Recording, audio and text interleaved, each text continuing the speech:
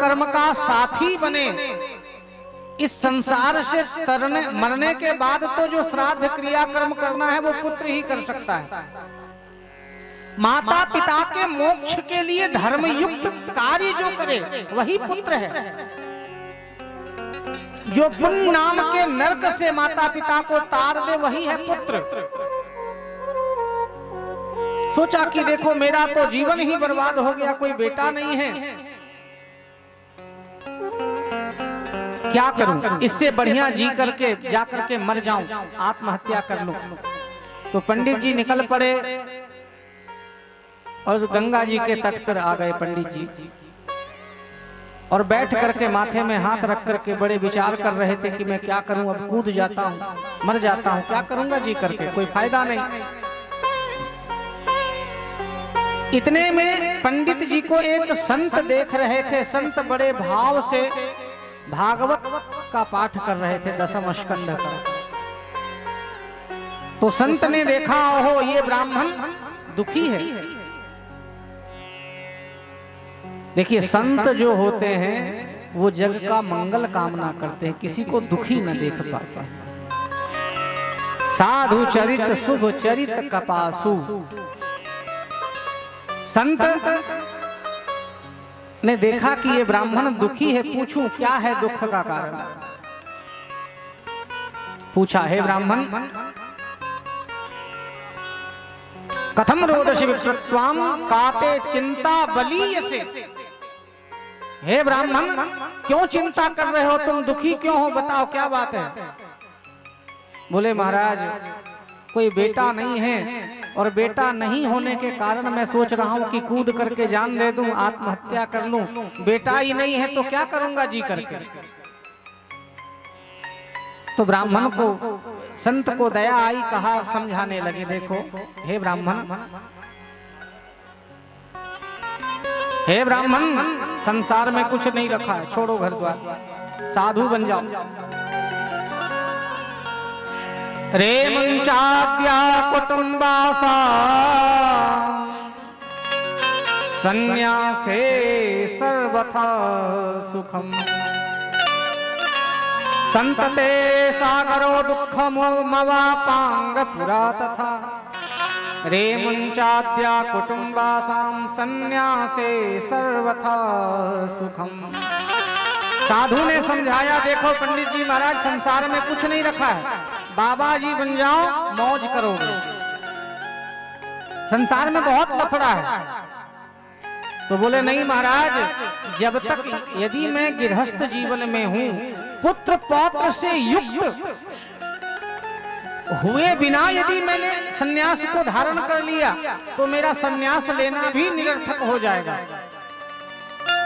पुत्रादि सुखहीनोयम सन्यासः शुष्क एव हि। बाबा जी नहीं बनूंगा मैं, क्योंकि सन्यास जीवन का चौथा पड़ाव है। पहले ब्रह्मचर्य, फिर गृहस्थ, उसके बाद वानप्रस्थ, और चौथे के क्रम में आता है सन्यास।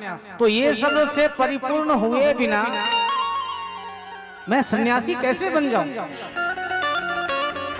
आप देखो ध्यान लगा करके कि बेटा है कि नहीं मेरे कुंडली में, मेरे भाग्य में बेटा बेटी है अथवा नहीं है।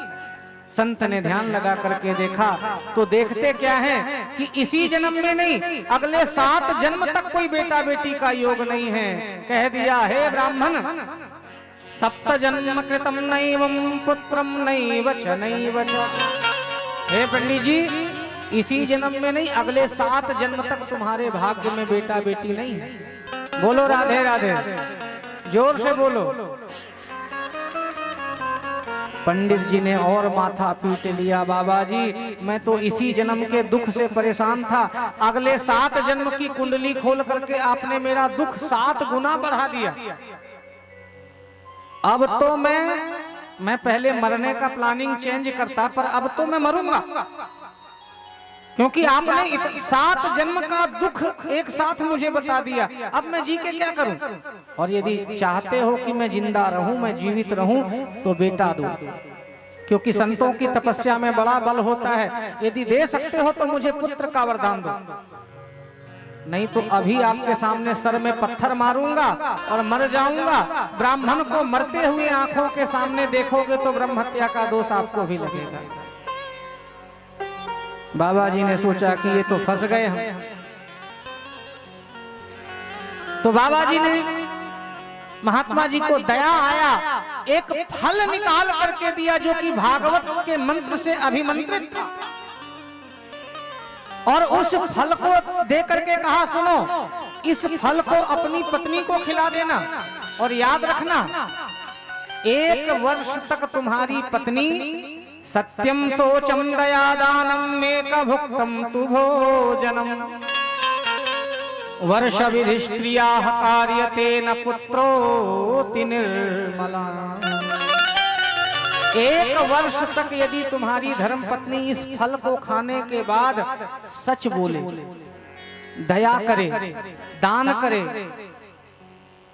तो जाओ ऐसा बेटा होगा तुम्हारे कुल में जो कि वंश का नाम चहु और प्रकाशित कर देगा। पर नियम तुम्हारी पत्नी, याद रखना कि आजकल के बच्चे संस्कार विहीन होते जा रहे हैं। मैंने पूर्व में भी कहा कि ये मोबाइल जो हमारे समाज में, हमारे मनो मस्तिष्क पे ऐसा छा गया है कि छोटे छोटे बच्चे फोन को ऐसे यूज करते हैं और माँ बाप बड़े खुश हो करके बोलते, महाराज जी मेरा बच्चा पूरा मोबाइल चला लेता है। बोलो राधे राधे। ऐसे बोलते हैं जैसे बच्चा ओलंपिक का विजेता बनकर के लौटा। भैया ये समाज को प्रदूषित करने का एकमात्र साधन है मोबाइल फोन, स्मार्टफोन। समाज में इतनी विकृतियां हैं कि सभ्य लोग, आप इतनी ज्यादा विकृतियां फैल गई है कि 4 लोग एक साथ मोबाइल को उठा करके नहीं देख सकते। देख सकते हैं कब क्या आ जाए। बोलो राधे राधे, जोर से बोलो। ये समाज की दुर्दशा है, ये भारत की संस्कृति के ऊपर प्रहार है। और हम बड़े चाव से, एक घर में है तो बेटा अलग मोबाइल चला रहा है, माँ अलग चला रही है, भाई अलग मोबाइल लेकर के बैठा है, फोन लेकर के बैठा है। तो हम अभ्यास तो बच्चों को पहले हम ही कराते हैं।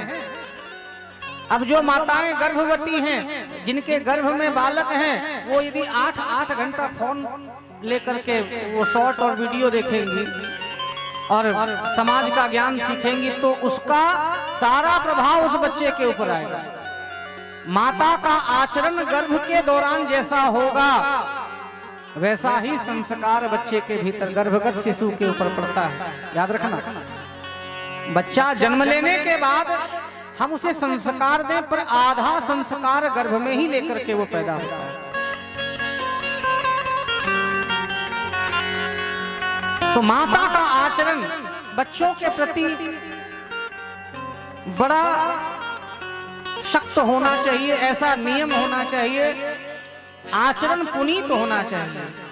तो संत ने कहा जाओ अपनी पत्नी को फल खिलाना, पर याद रखना सच बोले, दया करे, दान करे, दिन में 1 बार भोजन करे, तो ऐसा बेटा होगा जो कि वंश का नाम रोशन करेगा। पंडित जी ने कहा ठीक है महाराज जी।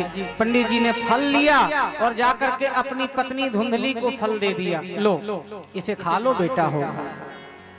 अब धुंधली ने हाथ में फल लेकर के सोचा फल खाने से कहीं बेटा होता है, फल खाने से बेटा होता है, क्या करूं। तो इतने में उसकी पड़ोसन आई, बोली देखो बहन, संत महात्माओं के आशीर्वाद में बहुत बल है। राम जी खीर खा करके, कौशल्या माता ने खीर खाया तो राम जी आ गए, तो संतों के का चमत्कार होता है। तो धुंधली फल लेकर के सोचने लगी, फल भक्षेन गर्भस्यात् गर्भेनोदर वृद्धितः स्वल्प भक्षः ततो शक्तिर गृह कार्यम कथम भवेत्। धुंधली सोचने लगी यदि मैंने सच में फल खा लिया और मैं गर्भवती हो गई तो मेरा भोजन कम हो जाएगा, तो पड़ोसन ने कहा भोजन कम हो जाएगा तो क्या दिक्कत है? बोले नहीं, ततो अल्पशक्तिर, मैं कमजोर हो जाऊंगी। अरे तो कमजोर हो जाएगी तो हो जाओ, उसमें दिक्कत क्या है? बोले नहीं, गृह कार्यम कथम भवे, मैं घर में जो अकेले सारा घर का काम करती हूँ फिर कैसे होगा? तो पड़ोसन ने कहा देखो, जब ननद जब बुआ बनने वाली होती है तो बुआ बनने के बाद ननद को कुछ उपहार दिया जाता है, कुछ उपहार स्वरूप दिया जाता है। तो 2 महीना पहले ही ननद को बुला करके घर का सारा काम करवा लेना, और जब जाने लग जाए तो बधाई के नाम पे थोड़ा बहुत कुछ दे के विदा कर देना। तो धुंधली ने कहा तुम नहीं जानती हो मेरी ननद को, महाचोटी है, 2 महीना मेरे घर में रहेगी तो घर साफ करके ले जाएगी। अरे बहन, कुछ ना कुछ तो करना पड़ेगा। और तो और यदि मान लो कभी गांव में डकैतों का हमला हो गया तो सब तो भाग करके बच जाएंगे, मैं फंस जाऊंगी, मैं भाग नहीं पाऊंगा। पड़ोसन ने कहा इतना सोचते तो संसार में आज लोग नहीं आते, इतना सोचती हो, क्या करें? तो इतने में उसकी बहन आ गई धुंधली की और कहने लगी सुनो, मैं गर्भवती हूँ और मुझे कुछ काल खंड में, कुछ समय में संतान होने वाला है, जो भी होगा मैं तुम्हें ला करके दे दूंगी, बदले में तुम मेरे पति को धन दे देना। बोले ठीक है, ये तो अच्छी बात है कि मुझे कष्ट भी सहन नहीं करना पड़ेगा और मैं मातृत्व सुख को पालूंगी, पर ये फल का क्या करें? बोले परीक्षा लेने के लिए फल गाय को खिला दो, इस फल को गाय को खिला दो, फल की परीक्षा भी हो जाएगी और तुम्हें बेटा भी मिल जाएगा। तो उस फल को गाय को खिला दिया।